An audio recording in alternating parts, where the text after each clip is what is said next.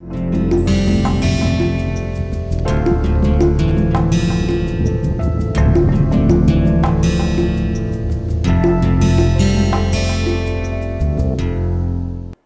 my dear participants, I am very happy to welcome you all back to my course on enhancing soft skills and personality, particularly at this point because we are on the 4th week and this is the 5th unit, that is the last unit of 4th week, which means you have completed half of the course. So congratulations to you and then happy participation in the coming assignment also.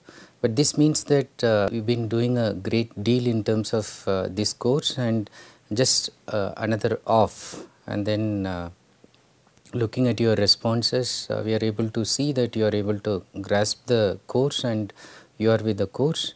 Hope you are liking it and hope you are able to gain personal benefit out of it.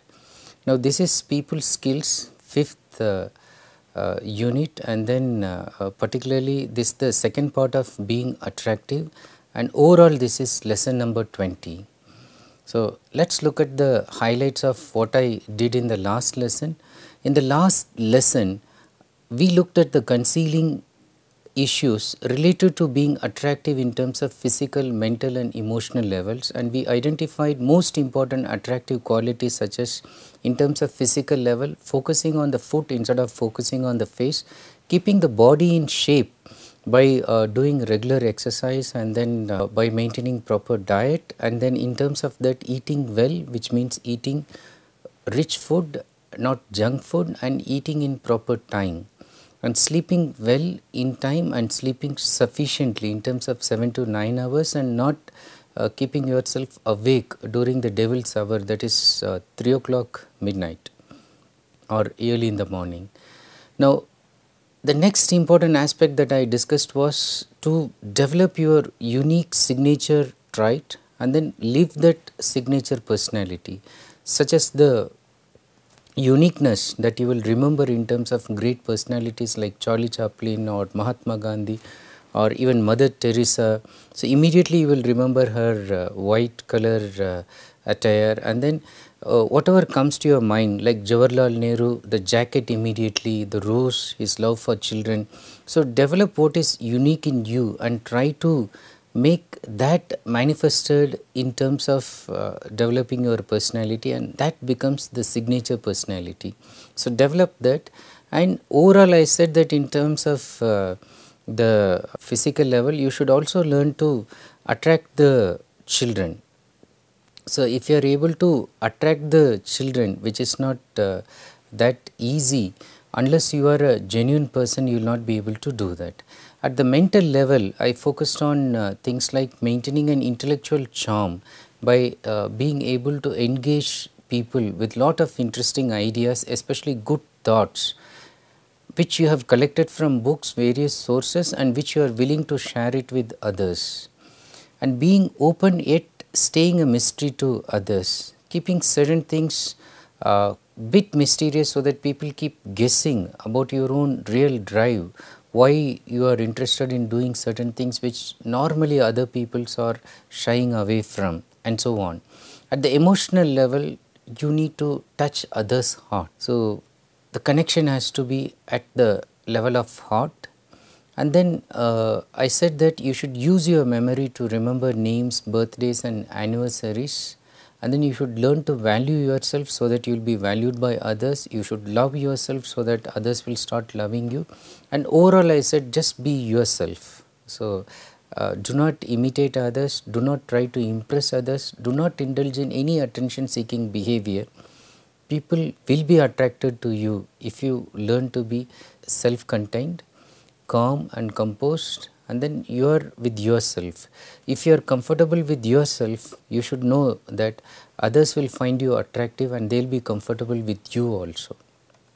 Now the most interesting aspect about attracting others, and having looked at the concealed issues related to being attractive in terms of physical, mental, emotional levels, in this lesson we will focus on the spiritual level. Now in terms of identifying attractable traits at a spiritual level, first I will say practice mindfulness. What is meant by mindfulness? Being full of your mind at the moment where you are present.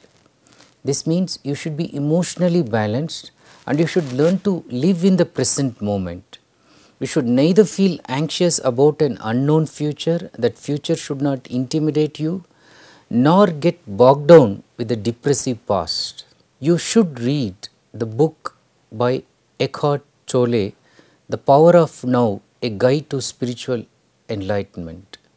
Now this book, The Power of Now, tells you that only the present moment is important, and your desperate attempts to control past, thinking that you can control your life, the author says, is an illusion.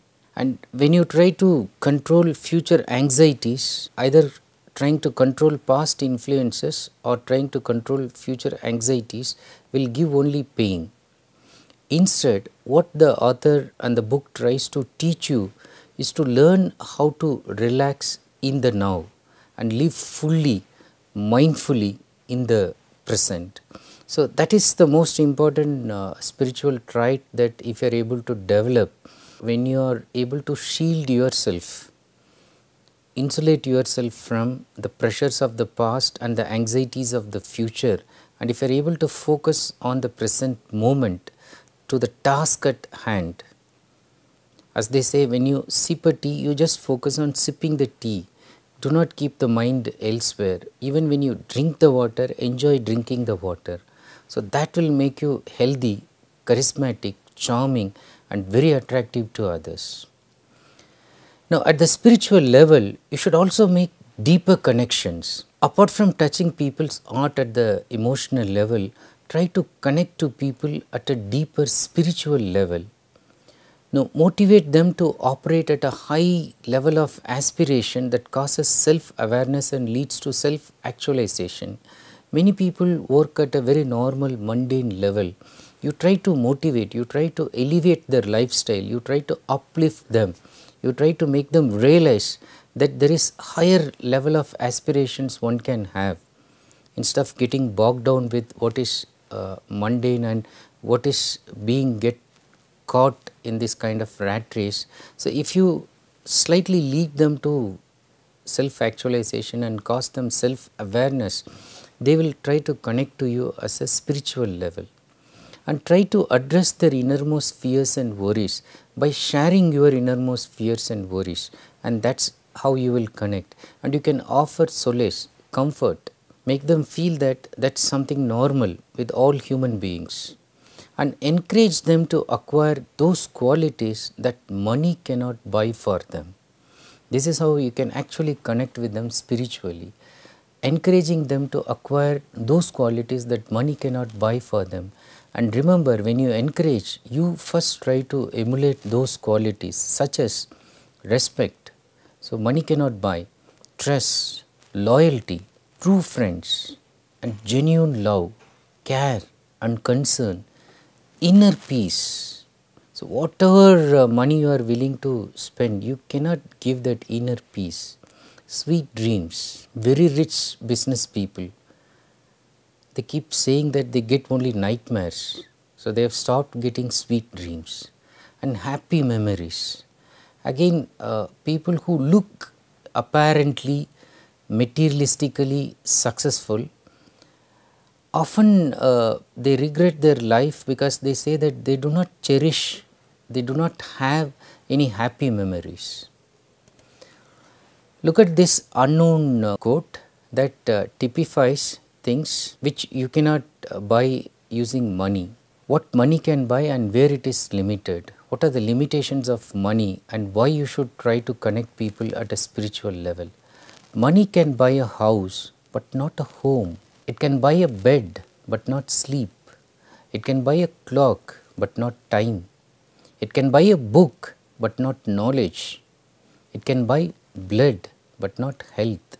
So you see, money is not everything in life. Now the next important and attractive trait that you should develop at a spiritual level is you should help without expectations. You should help others without expecting anything in return, and it's the ultimate quality that will make you very attractive.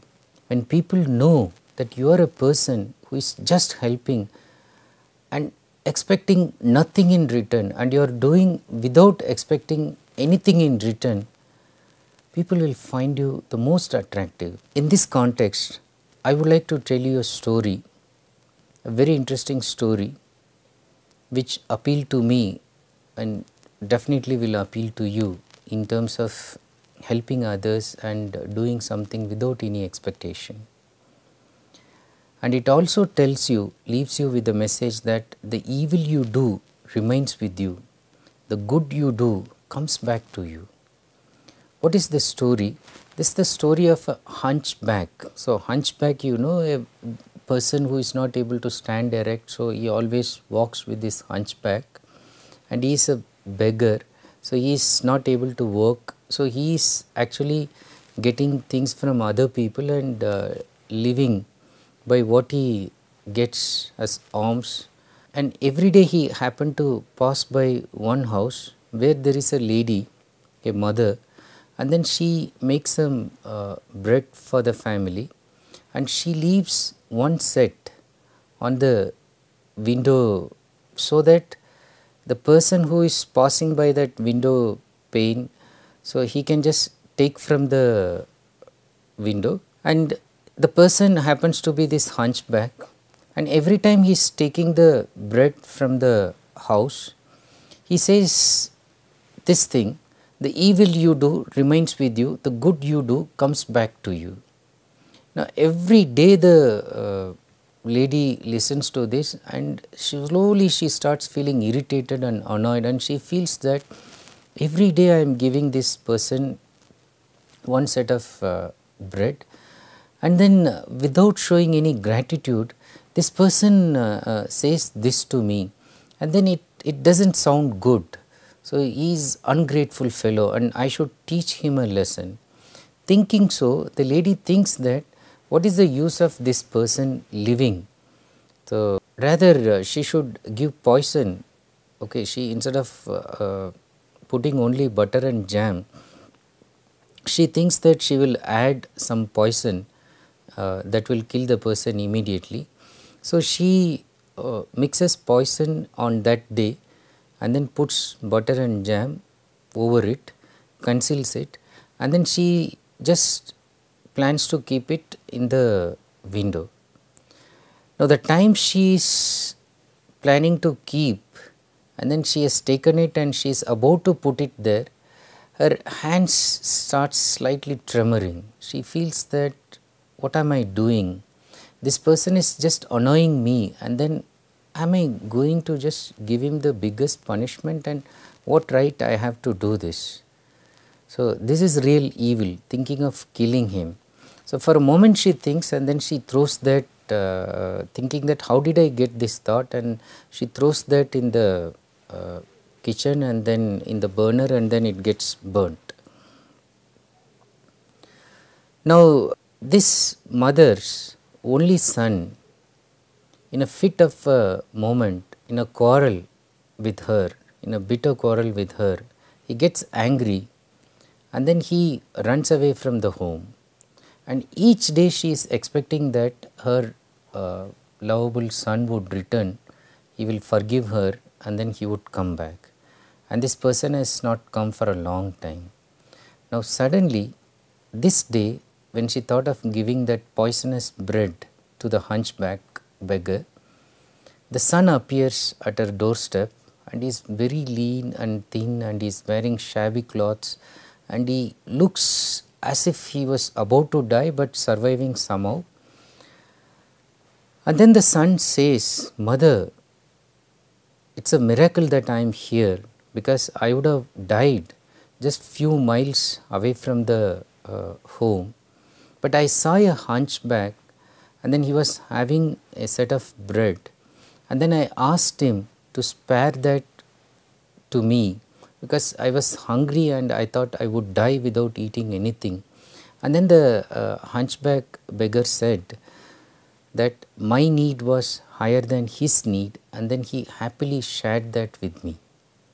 Now I ate it, and because I ate it, I was able to walk little further and reach our home. Listening to this, the mother shuddered with the thought that what would have happened if she had kept that poisonous bread for the hunchback, and that bread would have been given to her own son, and her own son would have died on the spot.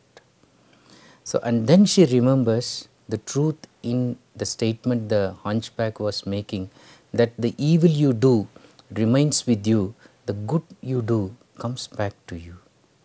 So, if she had poisoned it, her son would have died, but since he did the good thing of not poisoning and giving another fresh bread piece to the hunchback, the good thing that she did, her son came back safely and alive.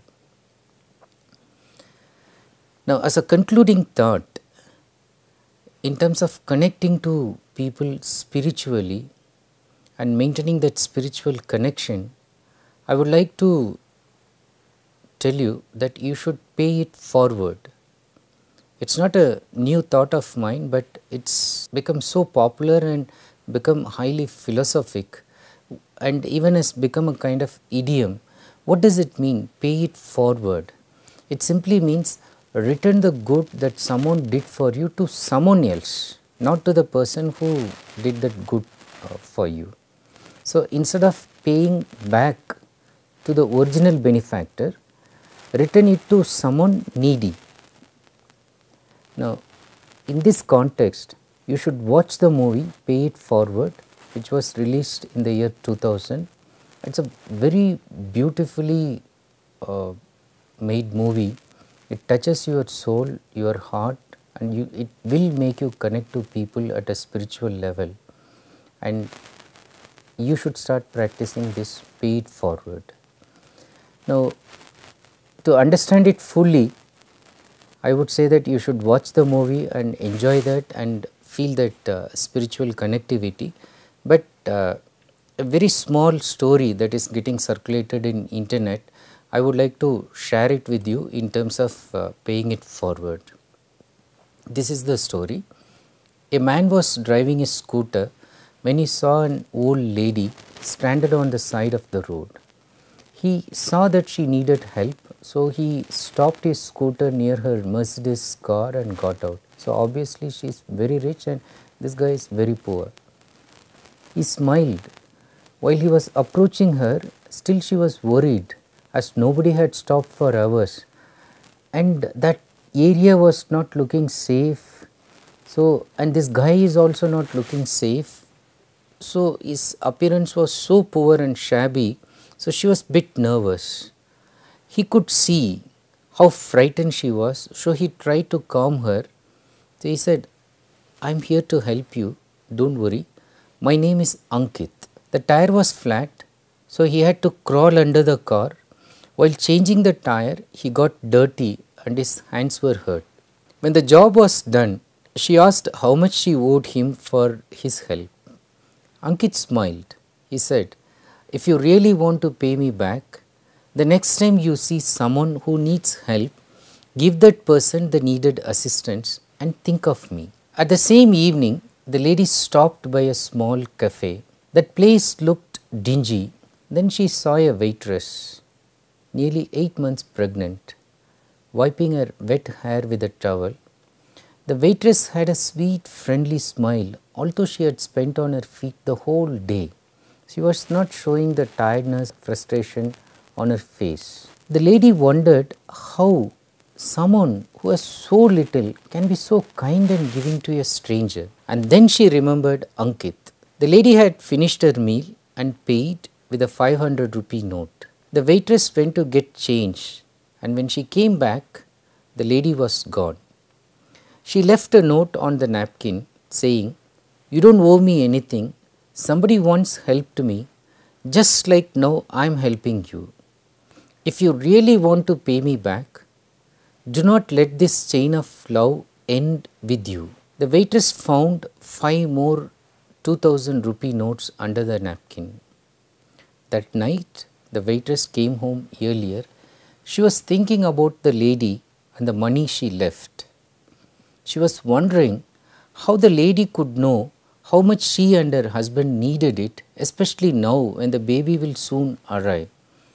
So the husband is jobless and wife is just earning little money, and they will need at least this 10,000 rupees even for a normal delivery of the baby, and they were so worried as where they can get this money, and they had already got enough loan and they were so concerned about that.